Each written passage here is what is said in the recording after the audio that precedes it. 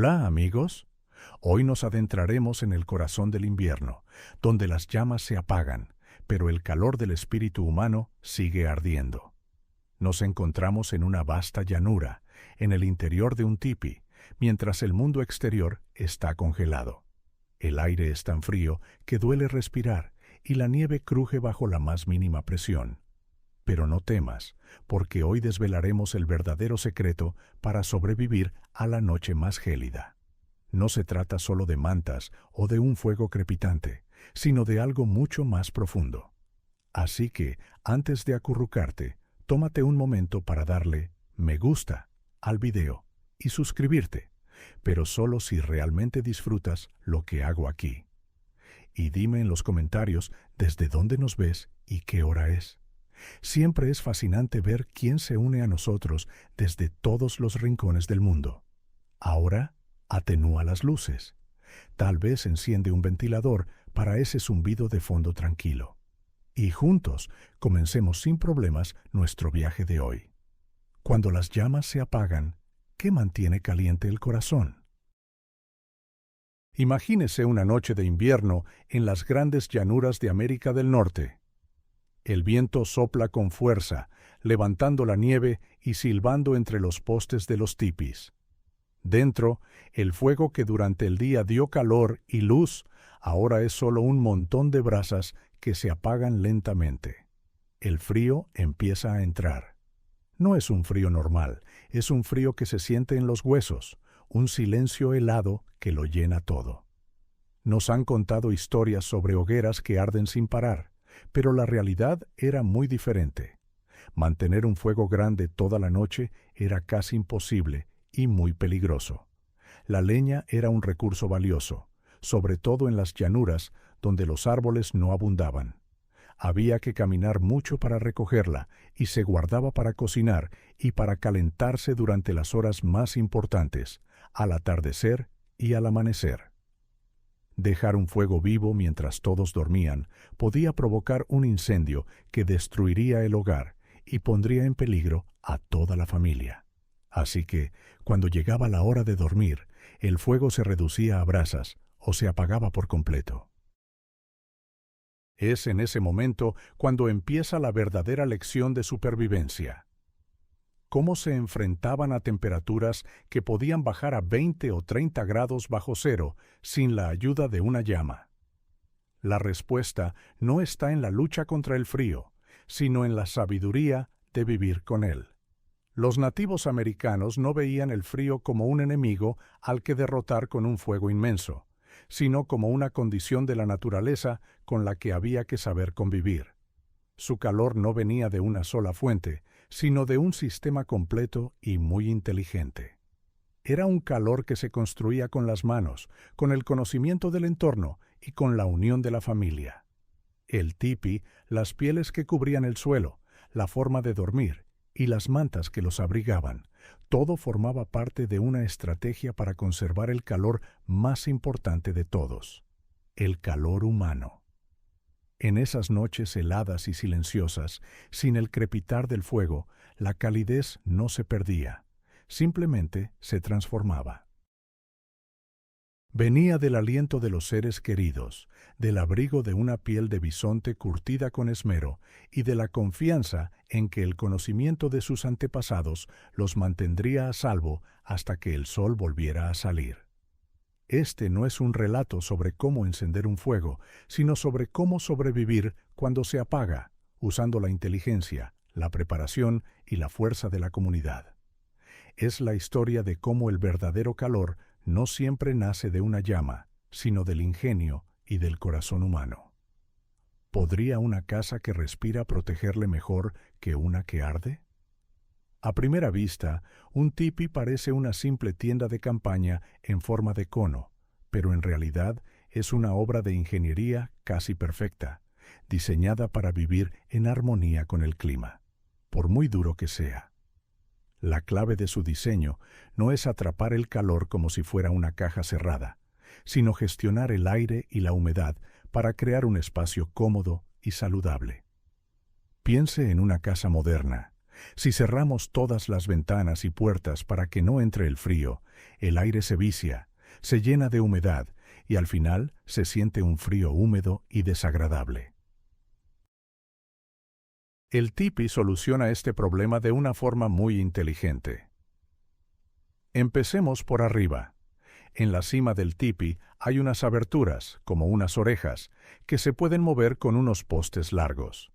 Estas solapas actúan como una chimenea. Se pueden ajustar según la dirección del viento para que el humo del fuego, cuando estaba encendido, salga siempre y no se acumule dentro. Pero su función va más allá. Crean una corriente de aire constante y suave.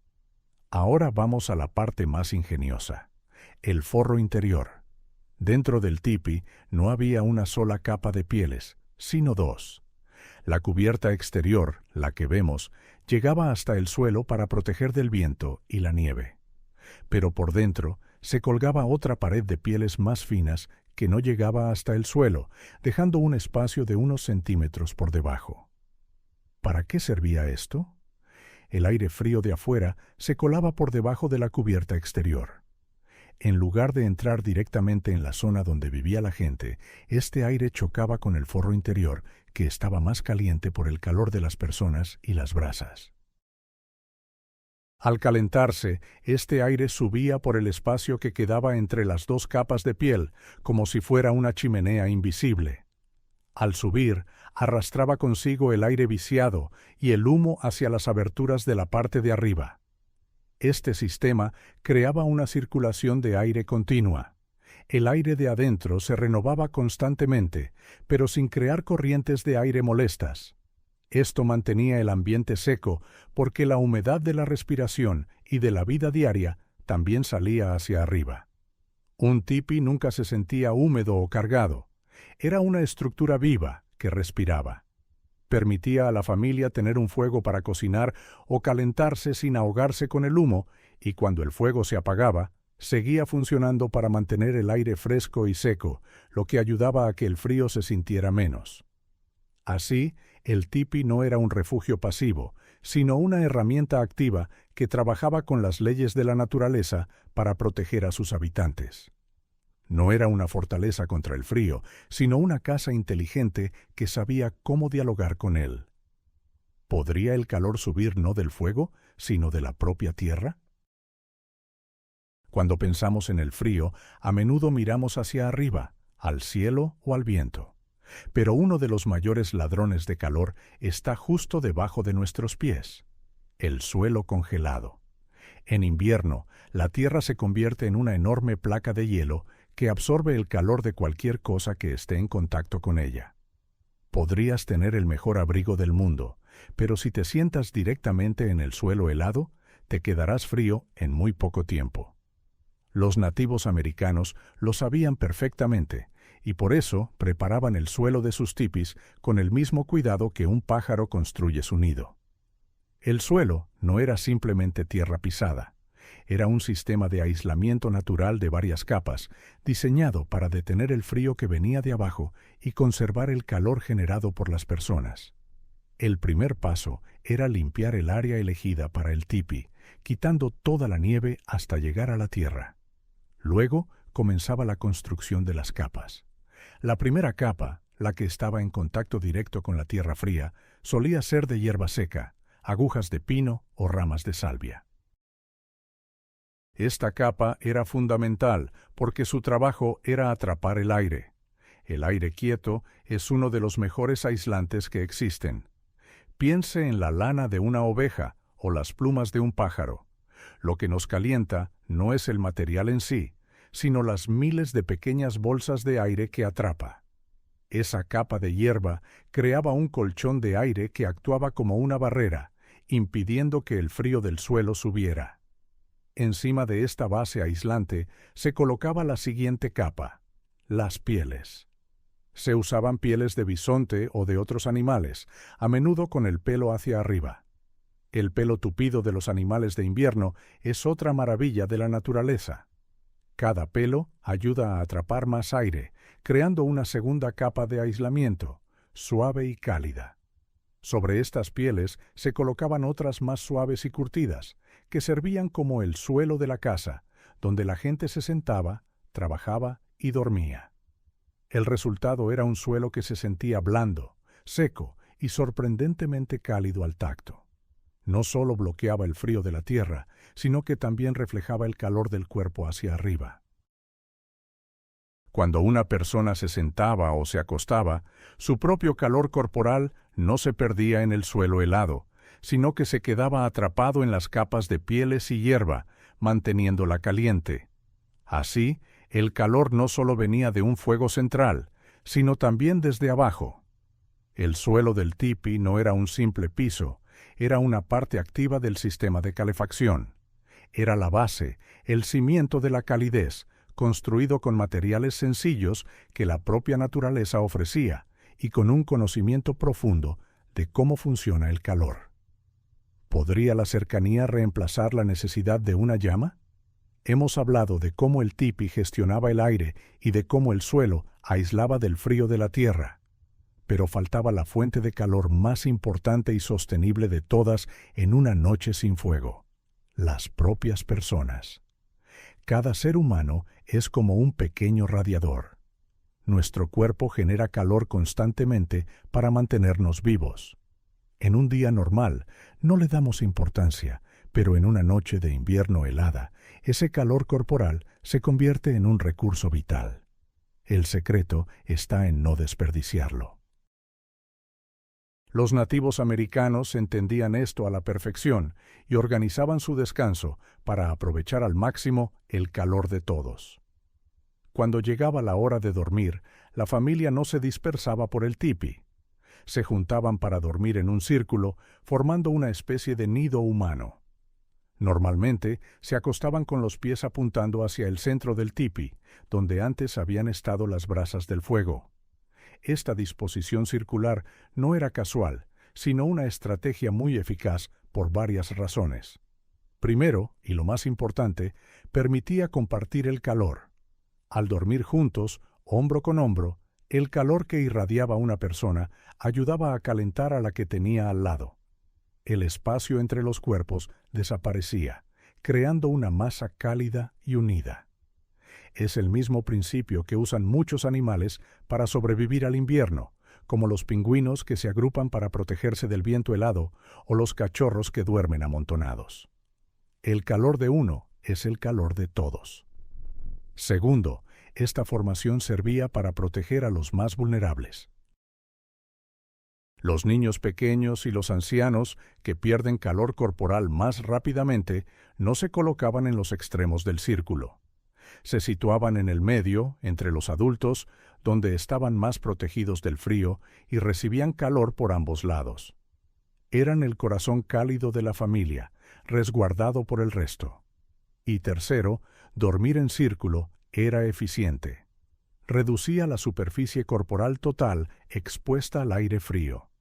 La espalda de cada persona estaba cubierta por una manta, pero el frente estaba protegido por el calor del círculo familiar. Era una forma de crear un microclima cálido en el que todos contribuían y del que todos se beneficiaban. Esta costumbre no solo tenía una función práctica, sino también emocional.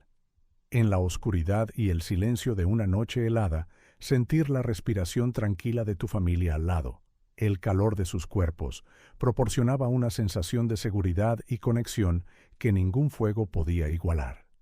El hogar no era solo el tipi, era el propio círculo familiar. La supervivencia no dependía de la leña que pudieran quemar, sino de la unión y el cuidado mutuo. Así, el calor humano se convertía en el fuego central, un fuego silencioso que ardía toda la noche en el corazón de la familia. ¿Podría el calor cocerse en lugar de encenderse? Una vez que el tipi está preparado, el suelo aislado y la familia reunida, falta la última pieza, la que envuelve y protege a cada persona: la manta. Pero no estamos hablando de una manta cualquiera. Las mantas de los nativos de las llanuras, hechas principalmente de piel de bisonte, eran auténticas obras de artesanía diseñadas para la supervivencia. Eran mucho más que un simple trozo de tela. Eran un refugio personal, una armadura contra el frío más intenso. El material principal era la piel del bisonte, un animal que estaba perfectamente adaptado a los inviernos extremos. Su piel era una maravilla de la naturaleza. Por un lado, tenía el cuero, grueso y resistente, que actuaba como una barrera perfecta contra el viento. No importaba cuánto soplara afuera, el viento no podía atravesar esa capa. Por el otro lado, tenía el pelo, una lana densa, suave y muy tupida. Este pelo era el aislante. Al igual que en el suelo del tipi, su función era atrapar miles de pequeñas burbujas de aire. Cuando una persona se envolvía en una de estas pieles, su propio calor corporal calentaba ese aire atrapado, creando una capa de calor que la mantenía abrigada toda la noche. Era como un moderno saco de dormir, pero hecho con los materiales que ofrecía la tierra. Hacer una de estas mantas era un trabajo largo y muy hábil, que solía ser responsabilidad de las mujeres de la tribu. Primero, había que curtir la piel. Este proceso, llamado curtido, consistía en tratar el cuero para que se volviera suave, flexible y duradero. Si no se hacía, la piel se secaría y se volvería dura como una tabla. Usaban herramientas de hueso o piedra para raspar la piel y la trataban con sustancias naturales, como el cerebro del propio animal, para ablandarla. Era un trabajo físico que requería mucha fuerza y paciencia. Una vez curtida, la piel se cosía si era necesario, uniendo varias pieles más pequeñas para hacer una manta grande. Como hilo usaban tendones de animales, que son increíblemente fuertes, y como agujas, huesos afilados. Cada puntada estaba hecha para durar. Pero lo más importante era cómo se usaban. No se echaban por encima como una sábana. La gente se envolvía completamente en ellas, a menudo con el lado del pelo hacia adentro, en contacto directo con el cuerpo. De esta manera, el calor corporal se atrapaba de la forma más eficiente posible. Se creaba una especie de burbuja personal de aire caliente. Cada persona, envuelta en su piel de bisonte, se convertía en su propia fuente de calor. Esta manta no era un lujo, era una herramienta de vida o muerte. El calor que proporcionaba no era un regalo, sino el resultado del esfuerzo, el conocimiento y la habilidad. Era un calor que se había ganado a través del trabajo duro, un calor que se podía tocar y sentir, cosido en cada fibra de la piel. En las largas noches de invierno, este calor hecho a mano era la última y más íntima defensa contra el frío silencio del exterior. ¿Podría la quietud misma convertirse en un aislante del frío? Imagínese que está dentro de un tipi en una noche de invierno. Afuera, el viento sopla con fuerza y la nieve cae sin parar. Podría pensar que sin un fuego, el frío se colaría por todas partes. Pero dentro del tipi se siente una calma sorprendente, un frío soportable, no el frío que corta la piel. El secreto no está en lo que se añade, como el fuego, sino en la forma misma del tipi y en algo tan simple como el aire quieto. Piense en una taza que mantiene su café caliente durante mucho tiempo. ¿Cómo lo hace? Generalmente tiene una doble pared con un espacio de aire o vacío en medio. Ese espacio de aire es la clave, porque el aire quieto es un mal conductor del calor. No le gusta moverse y llevarse el calor de un lado a otro.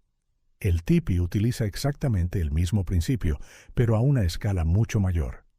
No es solo una carpa en forma de cono. Un tipi bien construido tiene dos capas. La primera es la cubierta exterior, hecha de pieles de bisonte cocidas, que es la barrera principal contra el viento y la nieve. Pero la parte más ingeniosa es la segunda capa, un forro interior que se cuelga por dentro de los postes. Este forro no llega hasta el suelo, sino que deja un espacio de unos centímetros por debajo. Tampoco llega hasta la cima, dejando una abertura para que el humo salga si hubiera un fuego. Ahora, visualice lo que pasa con el aire. El aire frío del exterior se cuela por debajo del borde de la cubierta exterior, pero en lugar de entrar directamente en el espacio donde usted vive, choca con este forro interior. El calor de las personas que están dentro calienta ligeramente este forro, así que el aire frío que entra desde abajo se calienta un poco al rozar el forro y comienza a subir lentamente por el espacio que hay entre las dos capas, entre el forro y la cubierta exterior. Este movimiento crea una corriente de aire muy suave y continua, una especie de chimenea invisible que sube por las paredes del tipi y sale por la abertura de arriba. ¿Y qué pasa con el aire que está en el centro del tipi, donde usted y su familia duermen? Ese aire apenas se mueve. Queda atrapado, quieto y en calma. Al no moverse, no puede robarle el calor a su cuerpo. Actúa como una manta invisible que lo envuelve todo. Es como si el propio tipi se pusiera un abrigo. La forma cónica también ayuda. El viento golpea la superficie inclinada y se desliza hacia arriba y alrededor en lugar de chocar de frente contra una pared plana. Esto reduce la presión del viento sobre la estructura y disminuye la cantidad de frío que se filtra. Así, sin necesidad de encender ni una sola rama, la gente de las llanuras creó un refugio que usaba la física a su favor. Entendieron que para combatir el frío, a veces no hay que generar más calor, sino aprender a conservar el que ya se tiene. El tipi no era solo una casa, era una máquina inteligente para atrapar el calor, usando el aire quieto como su principal herramienta. ¿Podría el secreto del calor llevarse puesto en lugar de quemarse? Imagine que se prepara para salir a la calle en un día muy frío. ¿Qué hace? Probablemente se ponga una camiseta, luego un suéter y encima un abrigo grueso. Sin darse cuenta, está usando la misma técnica que los nativos americanos perfeccionaron durante siglos para sobrevivir a los inviernos más duros. La clave no estaba en tener una sola prenda muy gruesa, sino en la ciencia de vestir por capas. Cada capa de ropa tenía una función específica, y juntas creaban un microclima personal, un pequeño espacio de calor que usted llevaba consigo a todas partes. Era como tener su propio tipi portátil. La primera capa, la que estaba en contacto con la piel, solía ser de piel de ciervo o antílope, muy suave y flexible. Su trabajo era mantener la piel seca. Si usted sudaba un poco al moverse, esta capa absorbía la humedad y la alejaba del cuerpo. Esto era muy importante, porque la humedad en la piel le robaría el calor corporal mucho más rápido que el aire seco. Piense en cómo se siente al salir de la ducha en un baño frío. Es la humedad la que le hace temblar. La segunda capa era la de aislamiento. Aquí es donde se atrapaba el aire. Podían ser túnicas o camisas más holgadas, hechas de pieles más gruesas. Al no estar apretadas contra el cuerpo, dejaban un espacio donde el aire podía quedar atrapado. Y como ya sabemos, el aire quieto es un excelente aislante. El calor de su cuerpo calentaba ese aire atrapado y la capa de ropa impedía que se escapara. Era como envolverse en una burbuja de aire caliente. Finalmente, venía la capa exterior. Esta era la armadura contra los elementos. Solía ser una gran túnica o una capa hecha de piel de bisonte, que es increíblemente gruesa y resistente. La llevaban con el pelo hacia adentro. Esto puede sonar extraño, pero era una genialidad. El pelo largo y denso del bisonte creaba una capa de aire aún más gruesa y mullida junto al cuerpo, maximizando el aislamiento. La parte exterior de la piel, el cuero, es muy resistente al viento y al agua, por lo que actuaba como un escudo perfecto contra las ventiscas y la nieve. Esta forma de vestir no solo era cálida, sino también muy práctica. Si durante el día el sol calentaba un poco, o si tenía que hacer un trabajo físico que le hacía sudar, simplemente se quitaba una capa. Si el viento arreciaba o la temperatura bajaba, se la volvía a poner.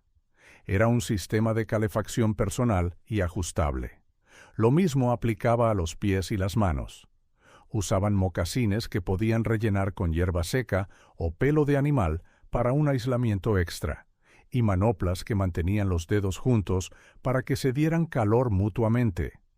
Así, el secreto para no pasar frío no era un gran fuego central, sino miles de pequeñas burbujas de aire caliente atrapadas en la ropa, trabajando juntas para mantener el calor vital del cuerpo justo donde debía estar, cerca del cuerpo. ¿Podría el secreto del calor ser un centímetro de aire entre usted y el suelo? Imagínese que intenta dormir en una noche helada. Puede tener encima todas las mantas del mundo, pero si está tumbado directamente sobre el suelo congelado, sentirá un frío que le llega hasta los huesos. El suelo es como un ladrón de calor. Es tan grande y tan frío que absorberá el calor de su cuerpo sin parar, sin importar cuántas mantas tenga encima. Los nativos americanos lo sabían muy bien. Comprendieron que la batalla contra el frío no solo se libraba contra el aire, sino también contra la tierra que pisaban. Por eso, una de sus estrategias más importantes era crear una barrera entre ellos y el suelo helado. Nunca dormían directamente sobre la tierra desnuda dentro del tipi. El primer paso era preparar el terreno. Limpiaban el área donde iban a dormir y la cubrían con una capa gruesa de hierba seca, agujas de pino o incluso salvia. Esta capa vegetal no solo hacía el suelo más blando y cómodo, sino que su función principal era crear miles de pequeñas bolsas de aire. Era como un colchón natural. El aire atrapado entre las hierbas secas actuaba como una primera línea de defensa, un aislante que frenaba al suelo en su intento de robar calor. Era el fundamento de una buena noche de descanso. Sobre esta base de hierba colocaban esteras. Estas esteras estaban tejidas con juncos o espadañas, plantas que crecen cerca del agua. Al tejerlas, creaban una superficie más firme y uniforme, pero también muy porosa, llena de pequeños huecos que también atrapaban aire. Esta segunda capa añadía más aislamiento y protegía a las personas de la humedad que pudiera subir del suelo. Finalmente, llegaba la capa de lujo y la más efectiva, las pieles de bisonte. Extendían estas pieles enormes y pesadas sobre las esteras, a menudo con el pelo hacia arriba. El pelo denso y lanoso del bisonte es uno de los mejores aislantes naturales que existen. Al tumbarse sobre él, el cuerpo se hundía ligeramente, rodeado por una nube de pelo que atrapaba el calor corporal de inmediato. Esta combinación de hierba, esteras y pieles creaba una cama elevada. Quizás solo estaba a unos pocos centímetros del suelo real, pero esa distancia era crucial. Ese pequeño espacio, lleno de capas de aire y materiales naturales, era la barrera que marcaba la diferencia entre una noche de temblores y una noche de sueño reparador. Era una solución simple, pero increíblemente efectiva. Demuestra que a veces, para estar caliente, no hay que mirar hacia arriba, hacia el fuego, sino hacia abajo, hacia el suelo que pisamos, y asegurarse de que haya una capa de aire que nos separe de su abrazo helado. ¿Podría el propio aliento ser un fuego silencioso? Piense en un día muy frío, cuando se lleva las manos a la boca y sopla para calentarlas. El calor que siente es real. Su aliento es cálido, cargado con el calor de su propio cuerpo. Ahora, imagine ese pequeño gesto multiplicado por 5, 6 o incluso 10 personas, todas juntas en un espacio cerrado como un tipi. De repente, ese pequeño soplo de calor se convierte en una fuente constante y suave de calefacción. Este es uno de los secretos más sutiles y sorprendentes de cómo se mantenía el calor en un tipi sin fuego. Cada persona que vivía dentro era como un pequeño radiador andante. El cuerpo humano está constantemente generando calor para mantener su temperatura a unos 37 grados. Este calor se escapa de nosotros de varias formas, y una de las más importantes es a través de la respiración. Cada vez que usted exhala, libera al aire una pequeña nube de calor y humedad. En un espacio abierto, este calor se pierde al instante. Pero dentro de un tipi, la historia es diferente. Gracias a su diseño, con la doble capa que crea una barrera de aire quieto, el calor que se genera en el interior no se escapa fácilmente. Así que, con cada respiración, cada miembro de la familia añadía un poco más de calor al ambiente. Es como llenar un cubo de agua gota a gota. Una sola gota no parece nada, pero después de un tiempo, el cubo se llena. De la misma manera, el aliento de una persona no calentaría un tipi, pero el aliento combinado de toda una familia, hora tras hora, sí que marcaba una diferencia. Durante la noche, cuando todos dormían juntos en el espacio reducido, el efecto era aún mayor. Los cuerpos acurrucados unos cerca de otros compartían su calor directamente, y su respiración conjunta iba subiendo lentamente la temperatura del aire. No estamos hablando de un calor sofocante como el de un fuego, sino de un aumento suave. Podía ser la diferencia entre estar a 5 grados bajo cero y estar a 2 o 3 grados sobre cero. Esa pequeña diferencia era enorme para la supervivencia. Era la diferencia entre tiritar toda la noche y poder descansar. Además del calor, la respiración también añadía humedad al aire. Un aire un poco más húmedo se siente más cálido que un aire muy seco y frío. Piense en la diferencia entre un día de invierno seco y uno con niebla. El día con niebla a menudo se siente menos frío, aunque la temperatura sea la misma. Por lo tanto, el aliento no solo calentaba, sino que también hacía el ambiente un poco más confortable. Este fuego silencioso era una fuente de calor comunitaria. No venía de la madera, sino de la vida misma. Era el calor de la familia, compartido en cada aliento, el que ayudaba a mantener el frío a raya en las largas y oscuras noches de invierno. ¿Podría la amistad reemplazar al fuego? Cuando pensamos en las familias nativas americanas en sus tipis, a menudo imaginamos a los padres y a los hijos. Pero nos olvidamos de unos miembros muy importantes de la familia, que caminaban a 4 patas y tenían el pelo denso: los perros. En las duras llanuras de América del Norte, los perros no eran solo mascotas o ayudantes de casa.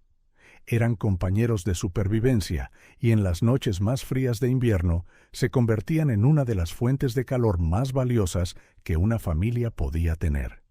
Imagine la escena. La noche ha caído y el frío es intenso.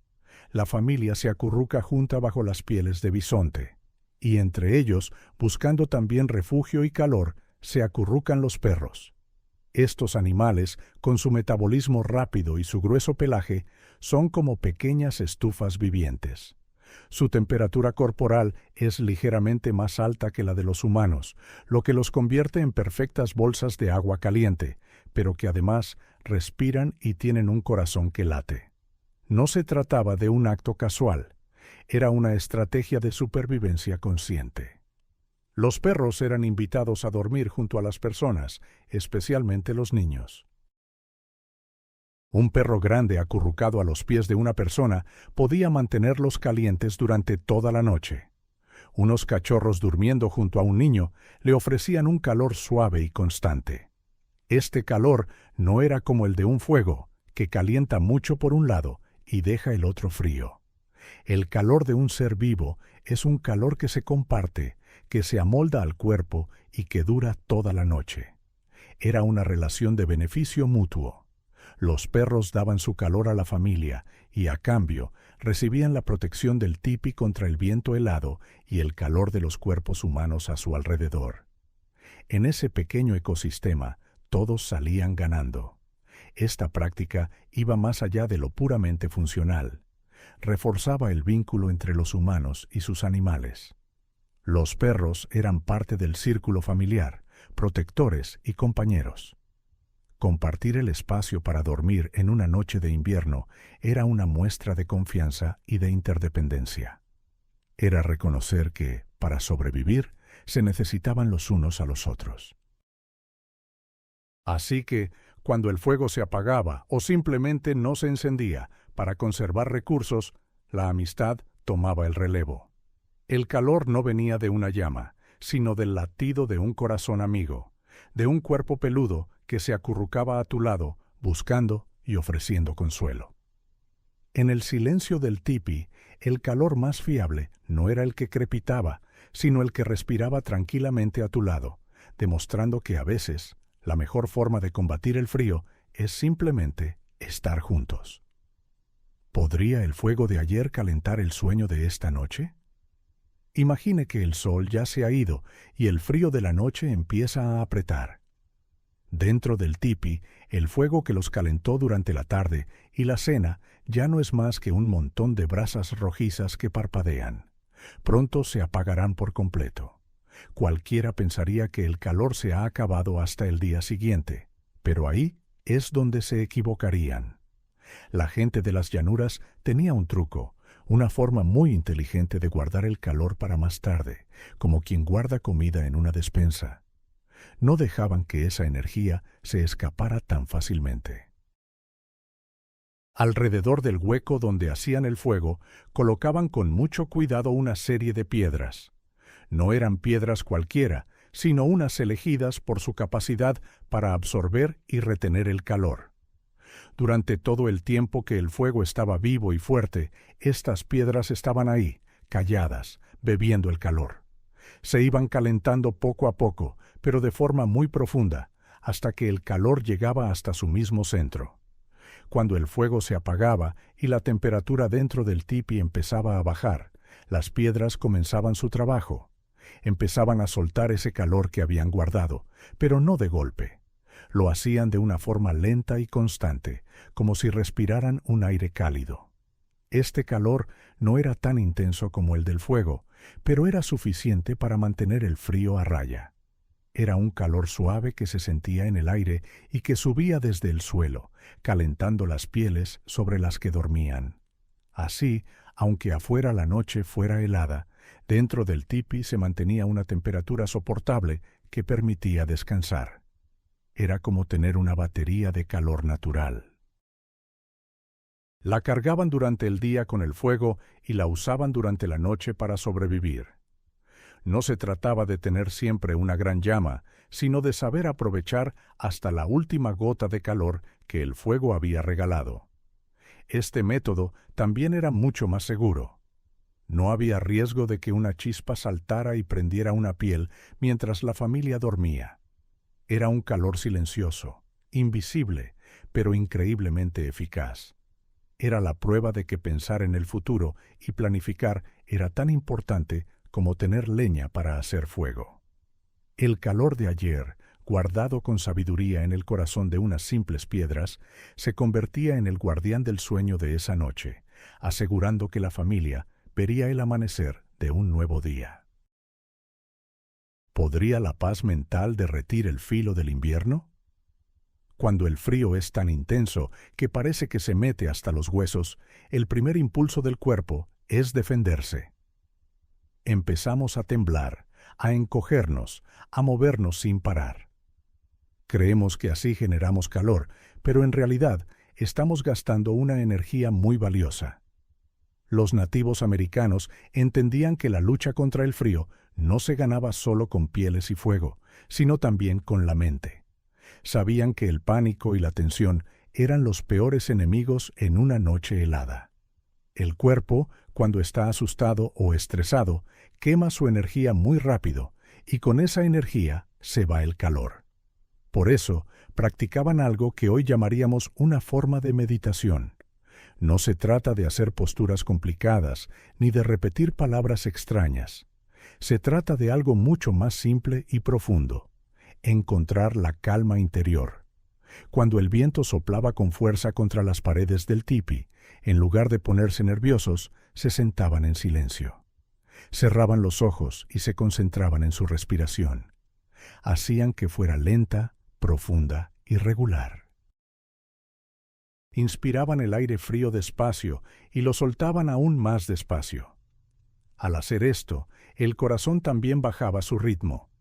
El cuerpo entero entraba en un estado de reposo. Dejaban de temblar. Los músculos se relajaban.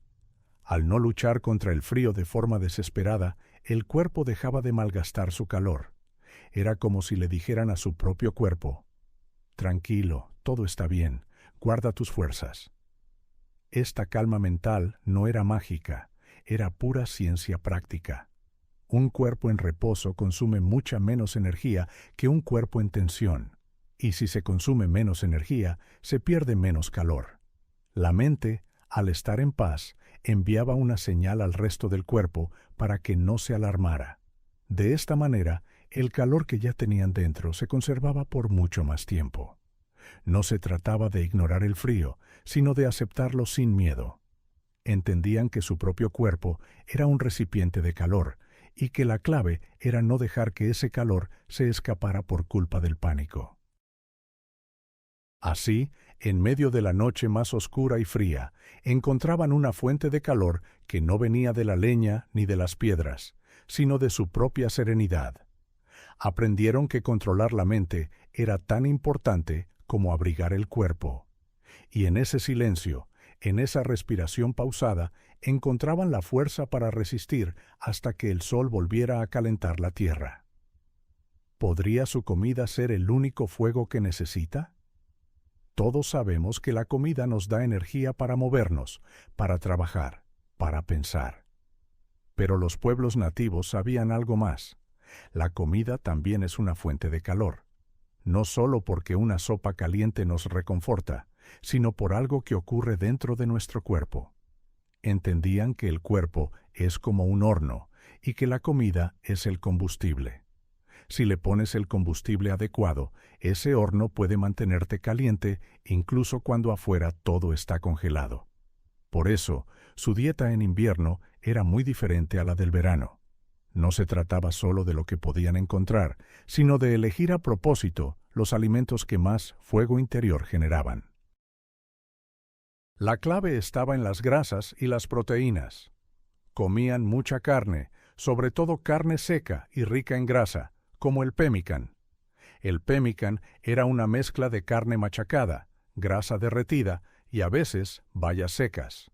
Era como una barrita energética increíblemente potente. También comían pescado graso, nueces, semillas y tuétano de los huesos de los animales. ¿Por qué estos alimentos? Porque el cuerpo tiene que trabajar mucho para digerirlos. Este proceso de digestión, que ocurre lentamente dentro de nosotros, genera una gran cantidad de calor. Es un calor que no se ve, pero que se siente. Es como poner un tronco grande y seco en la chimenea. No arde rápido con una llama espectacular, pero produce brasas que dan calor durante horas y horas.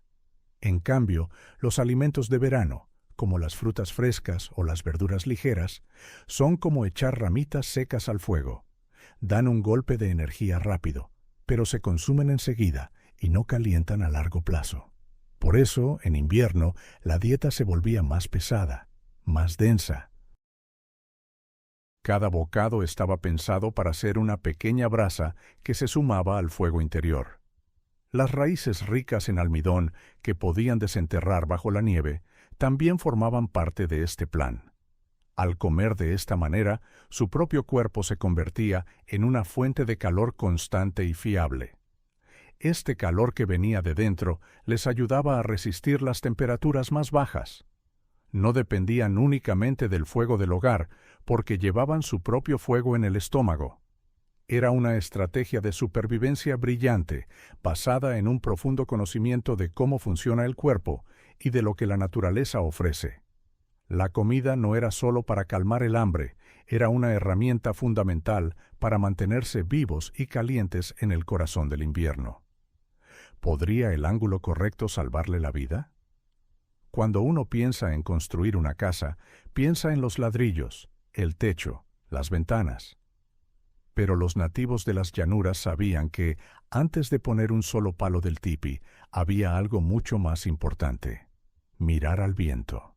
El viento en invierno es un ladrón. Un ladrón silencioso que se lleva el calor de todo lo que toca. Un tipi, por muy bien construido que esté, no puede hacer milagros si está plantado en mitad de una corriente de aire helado. Por eso, la ubicación y la orientación del tipi no eran una cuestión de azar, sino una decisión de vida o muerte. Lo primero era elegir el lugar. Nunca montaban el campamento en una loma o en una llanura completamente abierta, donde el viento sopla con toda su fuerza. Buscaban la protección de la propia naturaleza, un grupo de árboles, una colina, el recodo de un río congelado. Cualquier cosa que pudiera servir de barrera natural para frenar el primer golpe del viento. Pero la verdadera genialidad estaba en la orientación del tipi. La puerta de un tipi casi siempre, por no decir siempre, miraba hacia el este. ¿Por qué hacia el este? Porque en las grandes llanuras de América del Norte, los vientos más fríos y feroces del invierno suelen venir del norte y del oeste. Al poner la puerta mirando al este, le daban la espalda al viento. La parte trasera del tipi, que era una pared sólida de pieles sin ninguna abertura, era la que recibía toda la furia del temporal. La puerta, que es el punto más débil de cualquier refugio, quedaba así protegida. Esto tenía varias ventajas. Primero, el viento no entraba directamente en el tipi cada vez que alguien abría la solapa de la entrada. Segundo, la estructura cónica del tipi ayudaba a que el viento se deslizara por sus lados en lugar de chocar de frente contra una pared plana. El tipi, con su forma aerodinámica, le ofrecía menos resistencia al viento y era mucho más estable. Además, al mirar al este, la puerta recibía los primeros rayos del sol de la mañana. Esa primera luz y calor del día eran una bendición después de una larga noche helada y ayudaban a calentar el interior del tipi de forma natural. Esta simple decisión, a qué lado poner la puerta, era el resultado de cientos de años de observación. Era entender el lenguaje del viento, el camino del sol y la forma de la tierra. No costaba nada, no requería ningún material extra, pero podía significar la diferencia entre pasar una noche temblando de frío o dormir con una relativa comodidad. Era la sabiduría de vivir en armonía con la naturaleza, en lugar de luchar contra ella. ¿Podría el silencio ser el acto más cálido de todos? Imagínese que está dentro de un tipi en una noche de invierno. Afuera, el mundo está congelado. Adentro, el fuego se ha reducido a unas pocas brasas. Cada gota de calor es un tesoro. En una situación así, cada movimiento, cada palabra, tiene un coste, y ese coste se paga con calor. Los nativos americanos sabían esto perfectamente. Entendían que el cuerpo humano genera calor, pero también lo pierde muy fácilmente. Cada vez que nos movemos, usamos energía, y al usar energía, producimos calor, pero también lo liberamos al aire. Por eso, en las noches más frías, la vida dentro del tipi se volvía increíblemente tranquila. Reinaba un silencio profundo y una quietud casi total. Esto no era por tristeza ni por aburrimiento. Era una estrategia de supervivencia colectiva, un acuerdo no dicho que todos entendían y respetaban. Los movimientos eran lentos, suaves y solo cuando eran absolutamente necesarios. Si alguien necesitaba coger algo, lo hacía con calma, sin gestos bruscos. Si tenían que hablar, lo hacían en susurros, con la voz baja. Evitaban las discusiones, los juegos ruidosos o cualquier actividad que implicara moverse mucho. ¿Por qué? Porque cada movimiento grande, cada grito, cada carcajada, era como abrir una pequeña ventana por la que se escapaba el calor corporal. Al mantenerse quietos y en silencio, conservaban su propia energía. Su cuerpo no tenía que trabajar tanto y, por lo tanto, no perdía tanto calor. Era como si cada persona se convirtiera en su propia estufa, y la quietud fuera la forma de mantener esa estufa funcionando al mínimo para que durara toda la noche. La respiración también jugaba un papel importante. Al igual que con la meditación, una respiración lenta y tranquila ayudaba a conservar la energía. Una respiración agitada, en cambio, hace que se pierda calor más rápidamente con cada exhalación. Este ambiente de calma no solo ahorraba calor físico, sino que también creaba una sensación de paz y seguridad. Todos estaban juntos en esto, compartiendo el mismo espacio pequeño y el mismo desafío. La quietud era una forma de cooperación. Era un acto de respeto hacia los demás, porque el calor que uno conservaba ayudaba a mantener la temperatura general del pequeño refugio. En ese silencio no había nada vacío. Estaba lleno de sabiduría, de paciencia y de la fuerza tranquila de un pueblo que sabía cómo vivir en uno de los climas más duros del planeta. Aprendieron que, a veces, la mejor manera de luchar contra el frío no es hacer más, sino hacer menos. Mucho menos. ¿Podría la pared misma respirar calor? Imagínese que está dentro de un tipi en una noche de invierno. Afuera, el viento helado sopla con fuerza, pero adentro se siente una calma extraña, un calor sutil que no proviene del fuego. ¿De dónde viene? La respuesta está en las paredes que le rodean. No es una sola pared, sino un sistema inteligente de capas, una idea tan simple como genial, perfeccionada a lo largo de muchas generaciones. Piense en ello como vestirse para el frío. Usted no se pone una sola prenda muy gruesa, sino varias capas. Una camiseta, luego una camisa, un suéter y finalmente una chaqueta. El secreto no está solo en la tela, sino en el aire que queda atrapado entre cada capa. Ese aire actúa como una barrera que impide que el calor de su cuerpo se escape y que el frío de afuera entre. Los nativos americanos aplicaron exactamente este principio a sus hogares. La capa exterior del tipi era la más fuerte. Estaba hecha de varias pieles de bisonte, cosidas con mucho cuidado para resistir el viento y la nieve. Esta era la primera línea de defensa, la chaqueta de la casa. Pero la verdadera magia sucedía en el interior. A unos centímetros de la pared exterior colgaban otra capa de pieles, a menudo más delgadas y decoradas con historias y símbolos de la familia. Esta segunda pared creaba un espacio de aire entre el exterior y el interior. Este espacio era fundamental.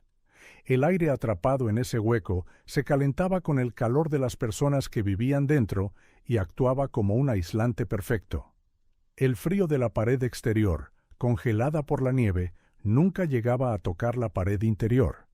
Así, el ambiente dentro del tipi se mantenía mucho más cálido y estable. Era como tener una manta de aire protegiendo a toda la familia. Además, este diseño tenía otra ventaja muy importante. El tipi podía respirar.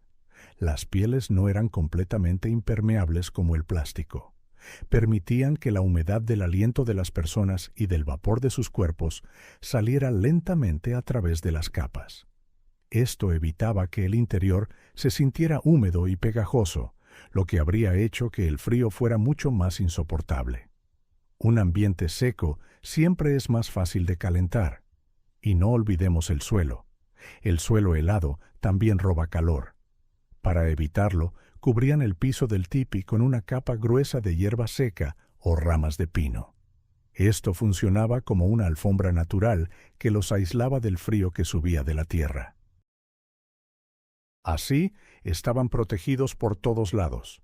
No era solo una tienda de campaña, era un refugio vivo, diseñado con una profunda comprensión de la naturaleza. Cada capa, cada material, tenía un propósito. Juntos, creaban un pequeño santuario de calor en medio del invierno más duro, demostrando que la mejor tecnología no siempre es la más complicada, sino la que funciona en armonía con el mundo natural. ¿Podría el ritmo ser una forma de fuego? Imagine que la noche ha caído y la temperatura desciende en picado. Dentro del tipi no hay llamas que bailen ni brasas que brillen. El frío empieza a sentirse en los huesos, una amenaza silenciosa que se cuela en el refugio. En momentos así, cuando no se podía o no se quería encender un fuego, la gente recurría a otra fuente de calor, una que llevaban siempre consigo: su propio cuerpo. Pero no se trataba simplemente de acurrucarse y esperar a que pasara la noche. Existían rituales, movimientos suaves y rítmicos diseñados para generar un calor interno duradero, un fuego sin llamas. Antes de meterse bajo las pieles para dormir, la familia se reunía en el centro del tipi. No era un entrenamiento intenso ni nada que les hiciera sudar, porque sudar en invierno es peligroso. El sudor moja la ropa, y cuando el cuerpo se enfría, esa humedad se convierte en una capa de hielo sobre la piel. En su lugar, practicaban movimientos lentos y conscientes.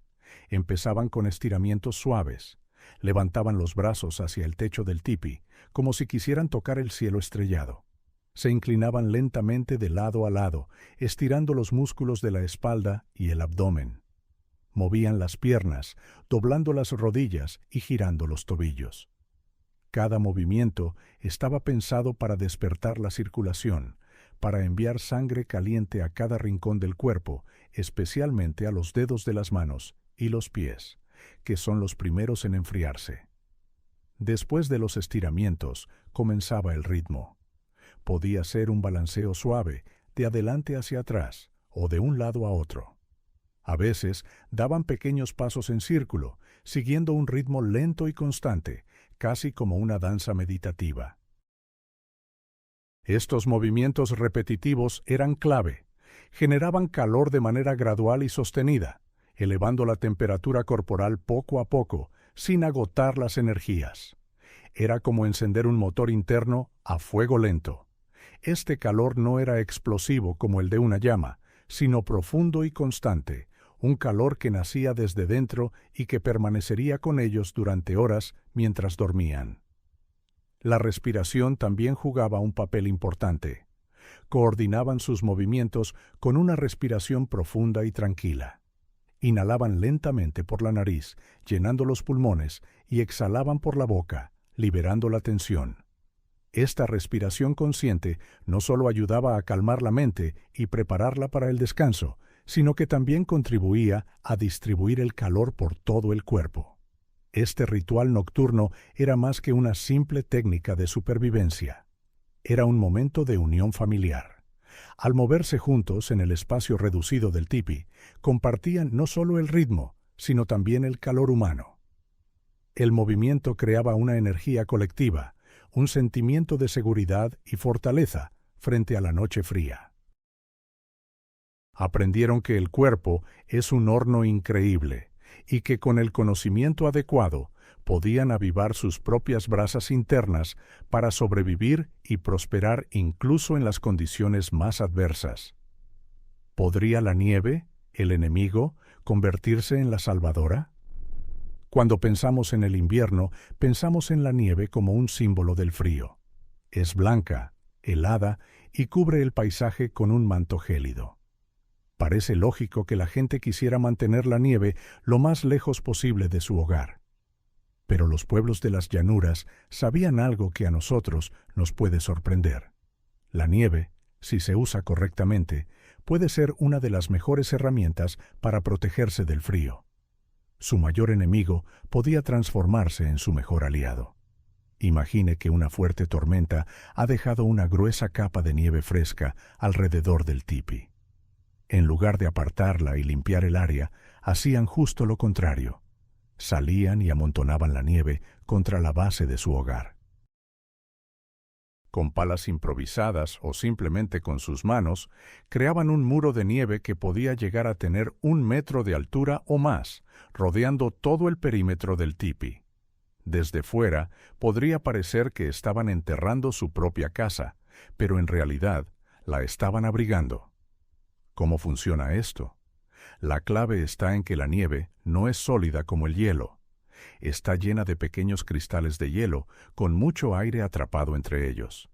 De hecho, la nieve fresca puede contener hasta un 90% de aire, y el aire es un aislante excelente. No conduce bien el calor, lo que significa que no deja que el calor se escape fácilmente. Al construir este muro de nieve alrededor del tipi, estaban creando una gruesa manta natural.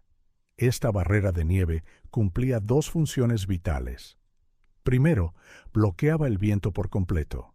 El viento helado es uno de los mayores ladrones de calor. Siempre busca cualquier pequeña rendija por la que colarse.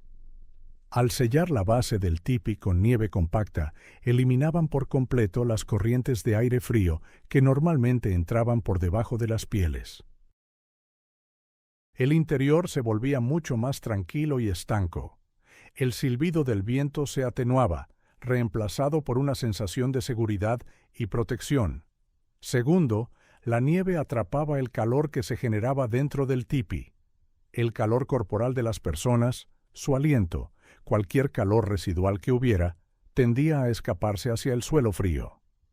Pero la capa de nieve en el exterior actuaba como un tapón, impidiendo que ese valioso calor se perdiera. El principio es el mismo que el de un iglú.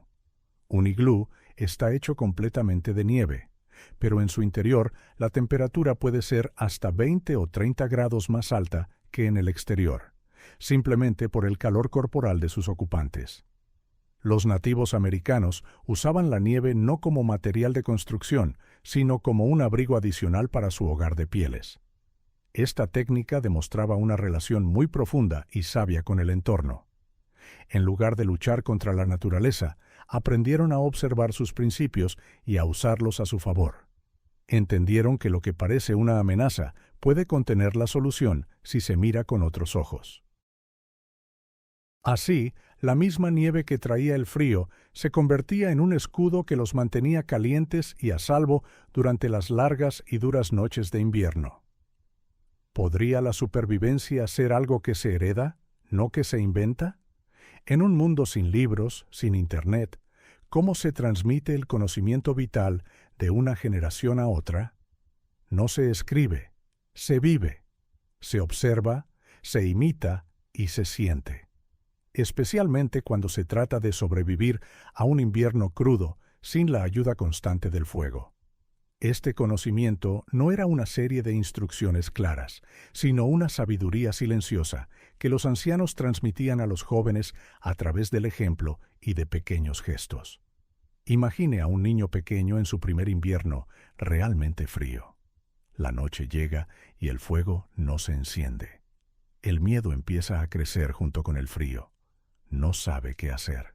Entonces mira a su abuela. Ella no le da un discurso. Simplemente, con un gesto tranquilo, le indica que se acerque. El niño observa cómo ella se prepara para dormir. No se estira, sino que se acurruca, recogiendo las rodillas hacia el pecho, formando una bola. Instintivamente, el niño la imita. La abuela le enseña, sin palabras, que al reducir la superficie de su cuerpo, expuesta al aire, pierde menos calor. Es la primera lección. Luego, la abuela ajusta las pieles que los cubren. No las aprieta demasiado, pero tampoco las deja sueltas. Crea una especie de bolsillo de aire caliente a su alrededor. Le muestra al niño cómo respirar dentro de ese espacio. Le enseña a exhalar suavemente bajo las pieles para calentar ese pequeño ambiente, pero también le advierte con una mirada que no lo haga demasiado, para no generar humedad. La humedad es peligrosa, porque enfría el cuerpo rápidamente. Esta es una lección de equilibrio, aprendida a través de la práctica. Los ancianos también enseñaban sobre el poder de la mente. El pánico acelera el corazón y hace que uno respire más rápido, lo que gasta energía y calor. El miedo tensa los músculos, lo cual también consume energía. A través de su propia calma, los mayores mostraban a los jóvenes cómo aceptar el frío sin luchar contra él. Enseñaban a relajar el cuerpo, a concentrarse en el propio calor interno y a no pensar constantemente en la sensación de frío en la piel. Era una lección de fortaleza mental, una meditación para la supervivencia. Sabían dónde colocar a cada miembro de la familia para dormir en las noches más gélidas. Los más pequeños y los ancianos, que pierden calor más rápido, se colocaban en el centro, rodeados por los cuerpos de los adultos más fuertes. Creaban un nido humano, donde el calor corporal de uno se convertía en el calor de todos. Era una estrategia comunitaria, un recordatorio de que la supervivencia no era un asunto individual, sino colectivo. Esta sabiduría no se podía aprender en un día. Era el resultado de innumerables inviernos, de errores y aciertos, de vidas vividas en sintonía con el clima. Los ancianos eran las bibliotecas vivientes de su pueblo. Sus arrugas contaban historias de tormentas superadas y sus manos callosas recordaban las pieles que habían cosido. Al transmitir estas técnicas silenciosas, no solo garantizaban la supervivencia física de su gente, sino que también fortalecían los lazos familiares y el respeto por aquellos que habían caminado antes que ellos. La supervivencia, en efecto, no se inventaba cada invierno, se heredaba como el tesoro más preciado. ¿Podría el calor depender de cómo escuchas la tormenta? Estamos acostumbrados a ver el clima, a sentirlo en la piel, pero ¿alguna vez ha pensado en escucharlo? Para la gente que vivía en tipis, el sonido del viento no era simplemente un ruido de fondo, era un lenguaje que, si sabías interpretar, te decía exactamente qué hacer para mantener tu hogar cálido y seguro. La clave para entender este lenguaje estaba en la parte superior del tipi. Allí, dos grandes solapas de piel, conocidas como las orejas del tipi, controlaban la apertura por donde normalmente salía el humo del fuego. Estas solapas no eran fijas. Se podían mover con dos largos postes desde el interior. Eran el sistema de ventilación de la casa, y saber cómo ajustarlas era un arte que marcaba la diferencia entre una noche cómoda y una de sufrimiento. Imagine que está dentro del tipi en una noche oscura. No puede ver la tormenta, solo puede oírla. Cierra los ojos y se concentra en el sonido. Si el viento produce un silbido bajo y constante, significa que sopla de una sola dirección y no es demasiado violento. Un oído experimentado sabía que este era el momento de colocar las solapas de manera que crearan una corriente de aire que sacara el aire viciado y la humedad del interior, pero sin que el viento entrara directamente. Era un ajuste delicado para mantener el aire fresco sin perder demasiado calor. Ahora imagine que el sonido cambia. El viento ya no silba, ahora aúlla. Es un sonido agudo y arrachado que sube y baja de intensidad. Este aullido era una señal de alarma. Significaba que la tormenta era fuerte y que el viento cambiaba de dirección constantemente. La reacción tenía que ser inmediata. La persona encargada de los postes movía las solapas para cerrarlas casi por completo, dejando solo una abertura minúscula. La prioridad absoluta era evitar que esas ráfagas heladas invadieran el tipi. En esos momentos, se sacrificaba la ventilación a cambio de protección. Era mejor un ambiente un poco cargado que uno congelado. Y luego estaba el silencio, o casi. A veces, el viento se calmaba hasta convertirse en un murmullo suave, casi imperceptible. Este era un momento de oportunidad. El aire quieto indicaba que era seguro abrir las solapas un poco más. Esto permitía liberar toda la humedad acumulada por la respiración de la familia durante la noche. Un tipi seco es un tipi más cálido. Si la humedad se condensaba en las paredes de piel, podía congelarse y robar muchísimo calor. Así que estos momentos de calma eran cruciales para resetear el ambiente interior. La persona que manejaba los postes de las solapas era a menudo alguien con mucha experiencia, un anciano o una anciana que había escuchado miles de tormentas. No necesitaban asomarse fuera. El sonido del viento en la piel del tipi les daba toda la información que necesitaban. Era una danza constante, un diálogo entre el habitante y la tormenta. Con pequeños y precisos ajustes a lo largo de la noche, mantenían un delicado equilibrio. Esta habilidad de escuchar y responder demostraba una conexión increíblemente profunda con la naturaleza. No veían la tormenta como un enemigo ciego, sino como una fuerza con voz propia. Y al aprender a escuchar esa voz, encontraron la manera de convertir su sencillo hogar de pieles en un refugio cálido y resistente, capaz de aguantar lo peor que el invierno pudiera ofrecer. ¿Podría una piedra recordar el sol? Piense en ello un momento. Cuando el sol calienta una roca durante todo el día, esa roca guarda el calor por mucho tiempo, incluso después de que se ponga el sol. Usted puede sentir ese calor si pone la mano sobre ella por la noche. Los nativos americanos entendieron esta idea tan sencilla y la convirtieron en un sistema de calefacción increíblemente inteligente y seguro. En el corazón de su estrategia para sobrevivir al invierno, no siempre había una llama viva dentro del tipi, sino el calor silencioso y duradero de las piedras. El método era tan ingenioso como práctico. Durante el día se encendía un fuego grande, pero no dentro del tipi, sino afuera, a una distancia segura. Este fuego no era solo para cocinar o para reunirse alrededor. Su principal propósito era calentar una selección especial de piedras. No valía cualquier piedra. Tenían que ser piedras densas, lisas, de río, que no tuvieran grietas. La experiencia les había enseñado que las piedras con fisuras o con aire atrapado en su interior podían estallar con el calor, como si fueran pequeñas bombas, lo cual era muy peligroso.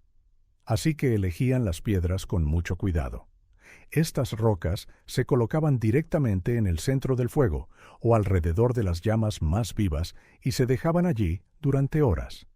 Las piedras, poco a poco, absorbían una cantidad enorme de calor, como si estuvieran bebiendo el fuego. Se ponían tan calientes que brillaban en la oscuridad. Cuando llegaba la noche y la familia se preparaba para dormir, comenzaba la segunda parte del proceso. Con la ayuda de palos largos o de trozos de cuero grueso, sacaban con mucho cuidado las piedras calientes del fuego. Luego las transportaban al interior del tipi. Dentro, en el centro del espacio donde vivirían, ya habían preparado un pequeño hoyo poco profundo en la tierra. Las piedras calientes se colocaban en este hoyo, pero no se dejaban al descubierto, porque irradiarían el calor demasiado rápido y podrían quemar a cualquiera que las tocara. Aquí venía el truco. Primero, cubrían las piedras con una fina capa de arena o tierra. Esto ayudaba a repartir el calor de manera más uniforme y a que no se escapara tan deprisa. Después, encima de la tierra, colocaban pieles gruesas, como las de bisonte. El suelo del tipi se convertía así en una especie de radiador natural. El calor de las piedras subía lentamente, atravesando la tierra y las pieles, y calentaba todo el espacio desde abajo. No era un calor intenso y sofocante como el de un fuego abierto. Era un calor suave, constante y agradable que se mantenía durante toda la noche. Este sistema tenía ventajas enormes. La más importante era la seguridad. No había fuego dentro del tipi, por lo que no había riesgo de incendio mientras la familia dormía. Tampoco había humo, lo que hacía el aire dentro mucho más limpio y saludable. Además, el calor que venía del suelo era muy eficiente. Calentaba los cuerpos que dormían sobre las pieles y mantenía una temperatura agradable en todo el pequeño espacio del tipi. Era una batería de calor primitiva.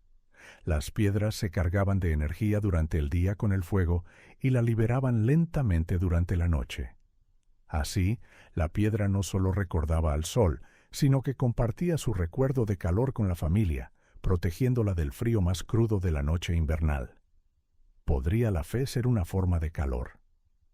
Para los pueblos nativos de las grandes llanuras, la supervivencia en invierno no era solo una batalla física contra el frío. Era, sobre todo, una prueba para el espíritu. El calor no solo venía de las pieles de bisonte o de las piedras calientes bajo el suelo. Nacía también de una profunda conexión con la naturaleza y de una fortaleza mental que se cultivaba de generación en generación. Ellos no veían el invierno como un enemigo al que había que derrotar. Para ellos, el invierno era una parte sagrada del ciclo de la vida.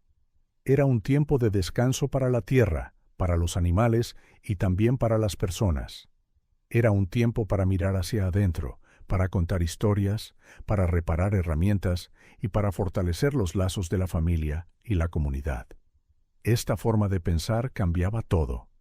Cuando usted no lucha contra algo, sino que lo acepta como parte de un plan más grande, su cuerpo y su mente reaccionan de una forma diferente. El miedo y la tensión nos hacen sentir más frío. Un cuerpo tenso gasta más energía y pierde calor más rápido. En cambio, una mente tranquila, que acepta el frío como algo natural, permite que el cuerpo se relaje y conserve su energía y su calor de una manera mucho más eficiente. Ellos creían en la armonía. Entendían que el viento helado, la nieve profunda y las noches largas tenían un propósito. Eran fuerzas poderosas de la naturaleza que merecían respeto, no odio. Al vivir en armonía con estas fuerzas, en lugar de oponerse a ellas, encontraban una paz que se traducía en resistencia física. Piense en esto. Si usted está en una habitación fría y solo piensa en lo mal que se siente, en lo mucho que tiembla, su sufrimiento aumenta. Pero si acepta el frío, respira hondo y se concentra en el calor que sí tiene. Por pequeño que sea, su experiencia cambia por completo. Esta fortaleza mental se alimentaba de las historias que contaban los ancianos. Por las noches, reunidos en el tipi, con el suave calor que subía del suelo, las voces de los mayores llenaban el espacio. Contaban historias de la creación, de héroes que habían sobrevivido a inviernos aún más duros, de espíritus de animales que ofrecían su sabiduría y su ayuda. Estas historias no eran solo entretenimiento, eran lecciones de vida. Recordaban a todos que sus antepasados habían pasado por lo mismo y habían sobrevivido. Infundían valor, paciencia y esperanza. Recordaban a la comunidad que no estaban solos, que eran parte de una larga cadena de supervivientes. Este calor espiritual era tan vital como el calor físico. El sentimiento de pertenencia a una comunidad unida, la confianza en las tradiciones y la fe en que la primavera volvería. Todo ello creaba una especie de fuego interior. Era una llama que no podía apagarse por mucho que soplara el viento afuera. Así, el calor que mantenía vivos a los nativos en sus tipis no se medía solo en grados. Se medía en la fuerza de su espíritu, en la profundidad de sus creencias y en su capacidad para encontrar la paz en medio de la tormenta. La fe, entendida como una confianza profunda en el orden de la naturaleza y en la fuerza de su propia cultura, era, sin duda, una de las formas más poderosas de calor que conocían. ¿Podría el calor ser una evolución de la sabiduría? La forma en que los nativos americanos se mantenían calientes en sus tipis no fue una idea que surgió de la noche a la mañana. No fue un invento de una sola persona brillante. Fue el resultado de un proceso muy lento, de cientos, quizás miles de años de observación, de prueba y de error. Fue un conocimiento que se fue puliendo y perfeccionando con cada generación, como una herramienta que se afila con el uso constante. Cada detalle del tipi y de las costumbres de invierno era una respuesta a un desafío planteado por el frío. Piense en ello como en una larga conversación entre las personas y la naturaleza. El invierno decía, «Voy a soplar un viento helado desde el norte». Y después de muchas generaciones, la gente respondía, «Hemos aprendido que si inclinamos nuestro hogar un poco hacia el sur y lo hacemos con forma de cono, tu viento se deslizará por los lados sin derribarnos y sin enfriarnos tanto». Este conocimiento se transmitía de padres a hijos, no a través de libros, sino a través de la práctica diaria.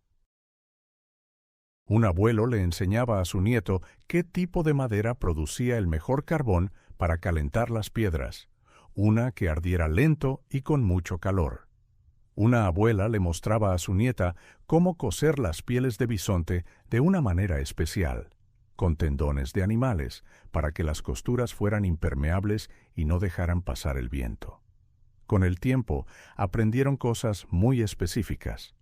Descubrieron que no todas las pieles eran iguales. Una piel de bisonte de verano era más delgada, mientras que una de invierno, con su lana espesa, era un aislante mucho mejor. aprendieron a colocar una segunda capa de pieles en el interior del tipi, creando una cámara de aire entre las dos capas. Este simple añadido, que hoy llamaríamos doble acristalamiento, aumentaba enormemente la capacidad del tipi para retener el calor. Es el mismo principio que usamos en las ventanas modernas para aislar nuestras casas. También perfeccionaron el sistema de ventilación. Los dos famosos alerones de humo en la parte superior del tipi no eran solo para dejar salir el humo, eran una obra de ingeniería. Podían ajustarse desde el interior con largos palos para orientarlos según la dirección del viento. Esto permitía crear una corriente de aire que sacaba el aire viciado y el humo, pero sin dejar que el viento helado entrara directamente. Esta sabiduría era un tesoro colectivo. Si una familia descubría una mejor manera de aislar el suelo con ramas de pino y hierba seca antes de poner las pieles, esa idea se compartía con los demás. La supervivencia no era una competencia individual, sino un esfuerzo de toda la comunidad. El conocimiento pertenecía a todos, porque todos se enfrentaban al mismo desafío. Así que el calor en el tipi no era solo el resultado de una buena fogata o de unas piedras calientes. Era el resultado de una inteligencia acumulada. Cada tipi era como una biblioteca viviente, llena de lecciones aprendidas a lo largo de incontables inviernos. Cada decisión, desde el lugar donde se levantaba el campamento, protegido del viento por una colina, hasta la forma en que se apilaban las pieles para dormir, era parte de esta evolución. El calor, por lo tanto, era la manifestación física de una sabiduría profunda, una sabiduría que enseñaba que la mejor manera de sobrevivir no es tener más fuerza que la naturaleza, sino entenderla mejor que nadie. ¿Podría la sabiduría del tipi calentar los hogares del mañana? Hoy en día vivimos en casas que son como cajas de cemento y cristal. Para calentarlas en invierno consumimos una cantidad enorme de energía. Quemamos gas, petróleo o carbón y usamos electricidad que a menudo se produce de la misma manera. Dependemos de sistemas complejos y costosos, y a menudo nos olvidamos de las lecciones más sencillas que la naturaleza nos puede enseñar. Si miramos con atención el tipi, no como una reliquia del pasado, sino como un modelo de diseño inteligente, podemos encontrar ideas sorprendentes para construir un futuro más sostenible. Lo primero que nos enseña el tipi es a trabajar con la naturaleza, no en contra de ella. Nuestras casas suelen ser cuadradas, con paredes planas que se enfrentan directamente al viento, lo que hace que pierdan mucho calor. El tipi, con su forma cónica, es aerodinámico. El viento fluye a su alrededor en lugar de chocar contra él. Las casas del futuro podrían tener formas más orgánicas, inspiradas en la naturaleza, que aprovechen las corrientes de aire para calentarse o enfriarse con menos energía. Otra lección fundamental es la del calor pasivo. El sistema de piedras calientes es un ejemplo perfecto de lo que hoy llamamos masa térmica. La idea es usar materiales que puedan absorber el calor y liberarlo lentamente. En la arquitectura moderna, esto se llama diseño solar pasivo. Una casa bien diseñada puede tener un suelo de hormigón pulido o una pared gruesa de ladrillo orientada al sur. Durante el día, el sol entra por las ventanas y calienta esa superficie. Por la noche, el suelo o la pared liberan lentamente ese calor, manteniendo la casa caliente sin necesidad de encender la calefacción. Es exactamente el mismo principio que usaban las piedras del tipi. El tipi también nos da una lección sobre ventilación inteligente. Con sus alerones ajustables en la parte superior, creaba una circulación de aire natural, lo que se conoce como efecto chimenea. El aire caliente sube y sale, y el aire fresco entra por abajo. Muchas de nuestras casas modernas son herméticas, lo que acumula aire viciado y humedad. Podríamos diseñar edificios con sistemas de ventilación natural que usen las diferencias de temperatura para mover el aire, ahorrando la electricidad que gastan los ventiladores y los sistemas de aire acondicionado. Además, el tipi estaba construido con materiales locales y naturales: madera, pieles, piedras. Todo era biodegradable y se obtenía del entorno sin dañarlo. Hoy hablamos mucho de materiales sostenibles en la construcción. Estamos redescubriendo las ventajas de construir con madera, paja, adobe o tierra apisonada, materiales que requieren poca energía para producirse y que son saludables para vivir. La sabiduría del tipi nos invita a pensar de una forma más sencilla y más inteligente. Nos pregunta: ¿necesitamos realmente tanta tecnología para estar cómodos? ¿O podemos diseñar nuestros hogares para que se calienten y enfríen por sí mismos, simplemente aprovechando el sol, el viento y las propiedades de los materiales? Las soluciones a muchos de nuestros problemas energéticos y medioambientales no están en el futuro, sino en el pasado. El tipi no es solo una vivienda antigua, es un manual de supervivencia y sostenibilidad que nos muestra cómo vivir en armonía con nuestro planeta. Cuando el fuego se apaga, la humanidad enciende su propia llama. Hemos viajado a través del frío invierno de las grandes llanuras y hemos entrado en el refugio de un tipi. Y lo que hemos descubierto es que el secreto para sobrevivir al frío más extremo no era una gran hoguera rugiendo en el centro. La verdadera fuente de calor era mucho más sutil, más inteligente y más profunda. El calor nacía del diseño, nacía de una estructura cónica perfecta, capaz de resistir los vientos más feroces y de aprovechar al máximo el espacio interior. Nacía de una cubierta de pieles de bisonte, un aislante natural perfeccionado por la naturaleza. Y nacía de una ingeniosa doble pared, una simple cortina de aire que creaba una barrera invisible contra el frío. El calor nacía de la tierra. Venía de las piedras que guardaban el recuerdo del fuego del día, liberándolo durante la noche en un abrazo suave y constante desde el suelo. Era un calor seguro, sin humo y sin peligro, que permitía a la familia dormir en paz mientras la tormenta de nieve rugía afuera. El calor nacía de la comunidad. En las noches más frías, los cuerpos se juntaban, compartiendo su propio calor vital. Las familias se unían y el espacio del tipi se convertía en un nido humano. El calor no era solo físico, era el calor de la compañía, de la seguridad que da el saberse rodeado de los suyos. El calor nacía del espíritu. Venía de una mente que no luchaba contra el invierno, sino que lo aceptaba como parte del gran círculo de la vida. Venía de las historias de los ancianos, que tejían un manto de esperanza y resistencia alrededor de los más jóvenes. Era la llama interior de la fe en las tradiciones y en la certeza de que, después de la oscuridad, siempre llega la luz. El tipi, por lo tanto, es mucho más que una simple tienda de campaña. Es un símbolo de la increíble capacidad humana para adaptarse y sobrevivir. Nos enseña que la verdadera inteligencia no consiste en imponer nuestra voluntad sobre la naturaleza con fuerza bruta, sino en observarla con humildad, en aprender sus ritmos y en usar sus propias leyes a nuestro favor.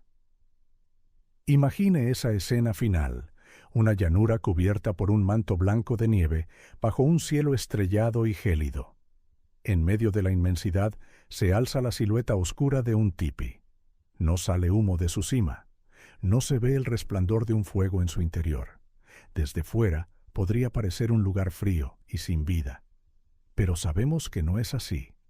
Dentro hay calor, hay vida, hay sueños. Hay una familia que duerme segura, calentada por la sabiduría de sus antepasados y por el amor que los une. Esa es la llama que la humanidad enciende cuando el fuego de leña se apaga. Es la llama de la inteligencia, de la comunidad y del espíritu. Y es una llama que ningún viento, por muy helado que sea, puede extinguir. El tipi no es solo una lección de historia, es una lección para el futuro, un recordatorio de que nuestras herramientas más poderosas siempre han sido nuestra mente y nuestro corazón. Gracias por escuchar mi historia para dormir. Cómo los nativos americanos se mantenían calientes en sus tipis durante el invierno, sin fuego.